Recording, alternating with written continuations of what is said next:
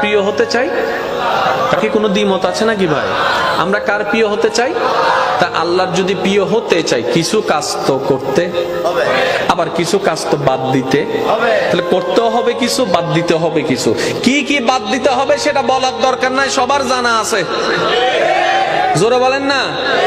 মা বাবার সাথে উচ্চ স্বরে কথা বলা বাদ দিতে হবে। জোরে বলেন না।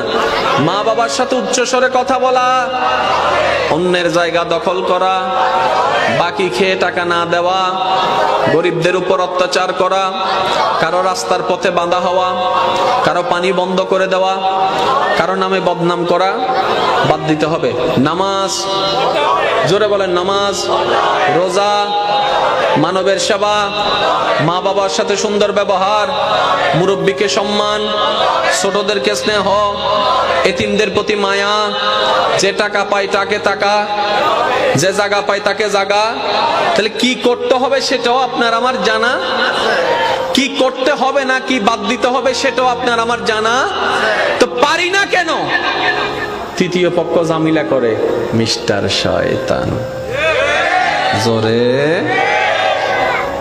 এই পয়েন্টগুলো একটু বুঝতে পারলে আপনার আমার জন্য জীবন চলা সহজ হয়ে যাবে। আমি কেন বলছি কথাটা জানেন? আমি আপনাদেরকে একটা কথা বলি, আপনারা একটু মিলে দেখবেন। ভাইয়েরা, যে যাই কিছু করে সুখের আশায় করে, শান্তিতে থাকার আশায় করে। যে ছেলে মেয়েগুলা কলেজের মধ্যে প্রেম করে তারাও কিন্তু সুখের আশায় করে, শান্তিতে থাকার আশায় করে। কথা বলেন না ভাই। যে ছেলেটা গেমের মধ্যে ডুবে আছে সেও টাইম পাস করার জন্য, এক কথায় সময়টাকে কাটানোর জন্য, এনজয় করার জন্য সে এই কাজটা করে। দিন শেষে দেখেন কেউ কিন্তু সুখী নয়, কেউ কিন্তু সুখী, পালাই বিয়ে করেও সুখ হচ্ছে না। আরো জোরে, 6 মাস পরে কেন্দে কেন্দে আবার আশা লাগে, সুখে হচ্ছে। তাহলে আপনি আমি মূলত যে লাইফ লিড করছি এই লাইফের কোনো ভিত্তিই নাই। কেমন জানি গরু ছাগলের মতো। গরু ছাগলের যেমন জীবন আমাদেরটাও জীবন তেমন হয়ে গেছে।